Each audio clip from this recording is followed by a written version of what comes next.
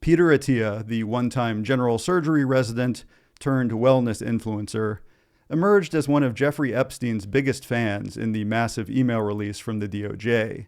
At one point, Attia said he goes into JE withdrawal if he goes too long without seeing him, which certainly sounds serious. But now in damage control mode, Peter Attia shared with the world that upon realizing the extent of Epstein's ongoing sex trafficking and victimization network, that he had told Jeffrey to pay for therapy for all of the victims. Therapy, this magic wand that makes everything better, undoubtedly, right? P. Diddy, too, used the notion of therapy when things were heating up in the investigation into him. He said something like, "I've been working on myself, I'm going to therapy now."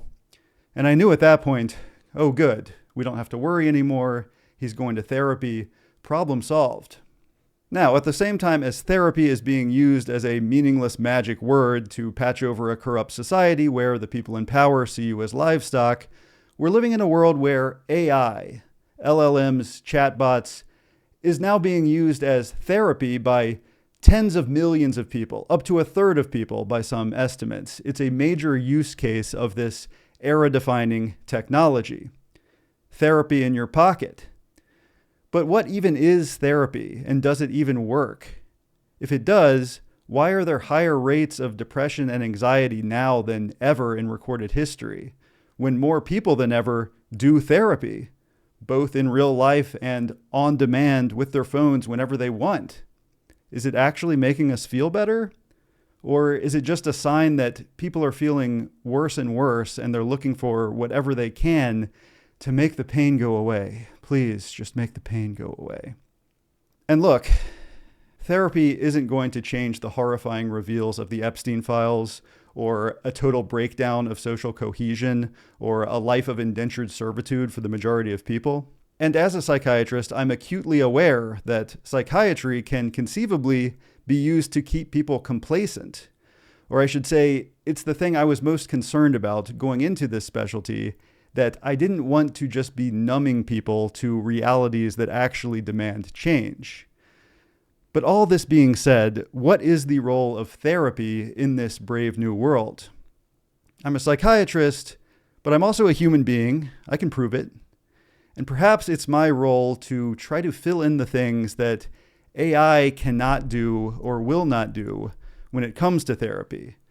Maybe I see this as a challenge, or maybe I'm a sort of John Henry fighting against the machine, hammering away into the stone and turning to see the steam-powered drill about to overtake me, but digging until my last gasping breaths.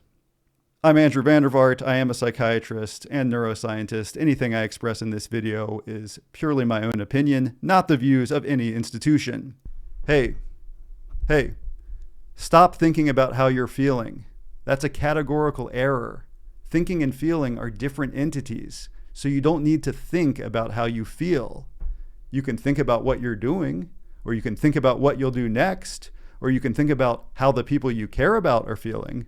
But how you're feeling, that's going to be a side effect of other things. It's not the be-all, end-all. And actually focusing on it with your mind is going to cause this kind of hall of mirrors observer effect that's probably going to make things worse. Maybe it's my role to focus on the obscure or even contrarian takes on psychotherapy, because the consensus therapy knowledge is by definition what you can get from AI. It's based on consensus language. So if I'm going to be helpful, it's going to be in a different way now. And look, I think AI probably can serve as a kind of mirror for legitimate self-reflection in certain use cases, almost like a diary that synthesizes prior diary entries and offers interpretations. In general, I do think of AI as a tool, not a good or bad thing in and of itself, but certainly one subject to lots of misuse and lots of risk of corrupting influences. I mean, yes, it could destroy the world. And the same could be said about nuclear fission. So whether we're talking about nuclear power or AI, knowledge of these processes is probably a good thing. Knowledge is good, but only if knowledge is in service to virtue. Otherwise, they are inevitably tools with all manner of risk proportionate to the power of the people using them. Now, on the individual level, by now I'm sure you know the risks of using ChatGPT as a therapist. In the most famous cases of AI colluding with delusion, LLMs have been willing to validate persecution complexes, amplify paranoid ideation, essentially participate in a feed-forward loop of increasing psychosis. So you might imagine if in cases of outright psychosis, LLMs are willing to agree and amplify, can we ever be sure that in all the minor ways we might engage in self-deceit for ego gratification, that it isn't similarly just playing along? And the problem is twofold. It comes both with the form and with the content of AI. In terms of its form, the process of natural selection that AI has so far been predicated on is pleasing humans for survival, right? While human natural selection was long predicated on replicating our DNA via adaptation or fitness to natural environments, AI's evolution is entirely based on being selected for by humans for replication, thus being pleasing to us. Validation of us is a deep instinct, if you like, of these chatbots, at least for now. So this is where we can see the dangerous collusions with delusions, but also in more innocuous cases, that any one of us who might relate our own struggles to AI will only hear back that these are not in fact our fault, that we are victims of a system that we are too good for, or something along these lines. And I should say, I do recall a study on IQ and psychosis where it was found that given a certain degree of genetic risk for psychosis, intelligence was found to be protective. Higher intelligence would make psychosis less likely.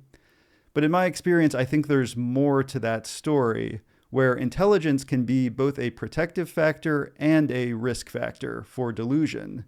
Because in people with high verbal intelligence, whatever the seed of a delusion is, it's likely an affective state. It's the feeling of paranoia, let's say, or of manic grandiosity, but these things are affective. The explanation is where the delusion comes from. The explanation for a affective state with cognitive processes. So the more verbally intelligent someone is, the more convincing their explanation for the phenomenon can be. Essentially, they're smart enough to convince themselves, and the more cognitive power they have, the more they can systematize and then entrench the delusion. But as I said, there's both a form problem and a content problem with AI. So what is the content of AI? Well, the training data of AI has included the therapy speak that has become endemic to Western culture. And what is therapy speak? Well, I think like pornography, you know it when you see it. But it is all the myriad of language that AI was trained on in the realm of feel-good therapeutic language. I think therapy speak evolved along its own sort of mimetic lineage that was initially based on the truisms of Freud and a few other influential thinkers, but which eventually became something else entirely, and then benefited from the hive mind tendency of the internet and forums even before those hive minds were mined by ChatGPT, but which provided an innate currency of upvotes or likes in the training data, where the upvotes and likes also tracked with the most validating or affirming sentiments. Therapy over the last several decades has become increasingly a process of commodifying feeling good. And for all of our gesturing at evidence-based medicine, the market of real people going to therapy is much more interested in feeling good immediately. Immediate gratification, after all, has become the norm in our world. And we've seen immediate gratification in things like food and technology, and we've seen it become clear that immediate gratification of refined sugar additives or social media dopamine machines actually leads to much worse long-term outcomes, long-term health problems, long-term misery. So who's to say this hasn't also been happening with therapy?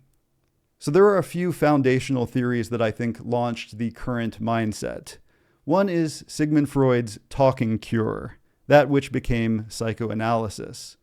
Recall that Freud was a neurologist in Victorian Europe and was frequently seeing patients with what we would now call functional neurologic disorders, cases of paralysis, seizures, or fainting that had no discernible lesion anywhere in the nervous system. Not epilepsy, not paralysis of nerve cells, not strokes, And Freud had some cases of remarkable success by treating the mind as a kind of circulatory system that had a blockage.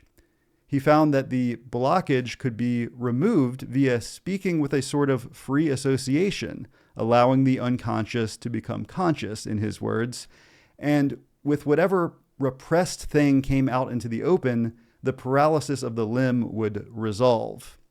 And so the notion of repression became foundational to psychotherapy.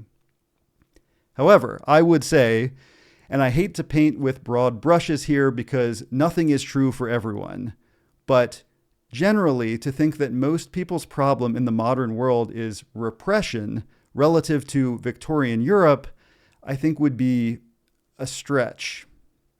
And yet we continue with this insistence in therapy speak that people always need more therapy, more talking about their problems, more focusing on their early life stressors again and again as to how they could explain their current suffering. And in fact, for some people, they have been in therapy for so long, thinking so much about their internal state, that I sometimes worry we are effectively treating nausea with Ipecac when the nausea was actually caused by having already vomited too much. But this is never questioned. Therapy in and of itself is taken as an unmitigated good, without regard for the type of therapy or even of a goal of therapy. It is treated almost like a magic spell. You need therapy. Carl Rogers may be another one who is unintentionally to blame for the pop culture therapy speak we know now. Carl Rogers believed in unconditional positive regard. He believed, rightly I think, that people build these ego defenses because they hadn't felt safe early in life, and so they needed to construct an impenetrable fortress of self-assuredness, which they stood behind while yet constantly feeling attacked by the world. But, as Rogers thought, if they received actual positive regard from the world, they would be able to drop these defenses, drop the ego-serving delusions, and begin to live more peacefully in reality. But the thing about unconditional positive regard is that it is based in the notion that having delusional beliefs or self-destructive impulses or engaging in self-sabotage, none of these mean you are no longer human or no longer deserving of life or love. But it does not actually mean colluding with any of these things. Unfortunately, the world we live in now does make it hard to do real Rogerian therapy. Most people are not able to have the kind of long-term, deep therapeutic relationships that were possible in the days of psychoanalysis or Carl Rogers.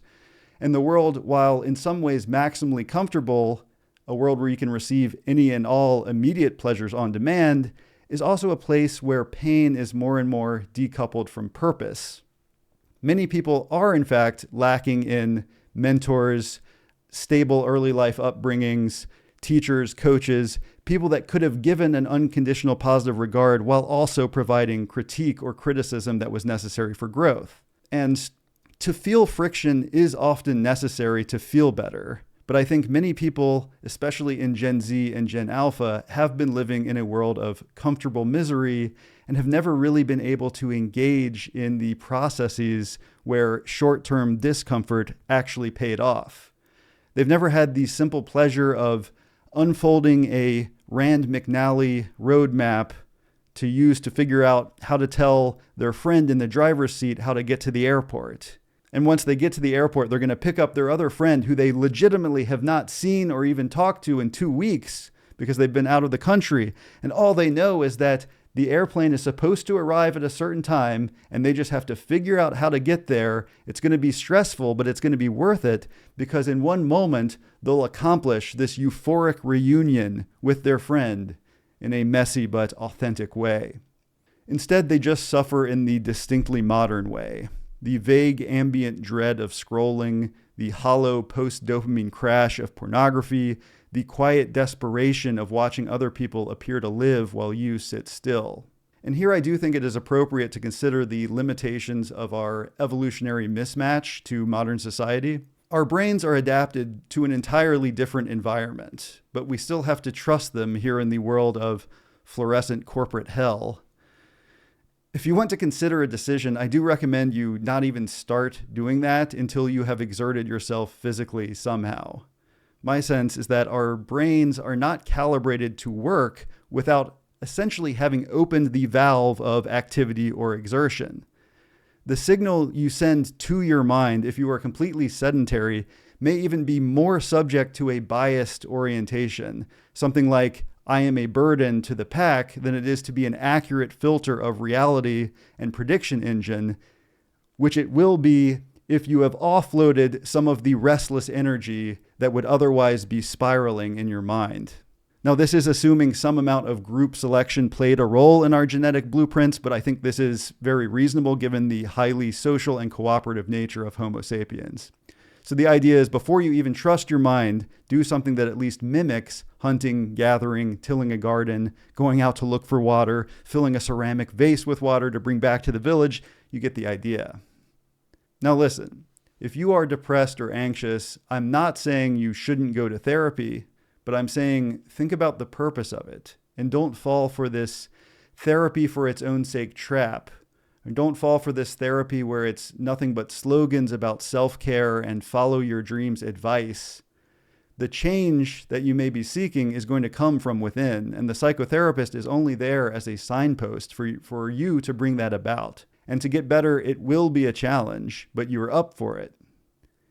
If you're finding that your therapist just agrees with everything you say, go elsewhere.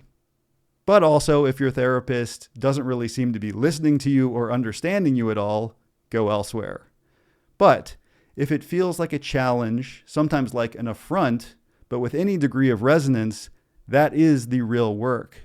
And so how can anyone relearn the basic reality of friction as the necessary force behind getting better?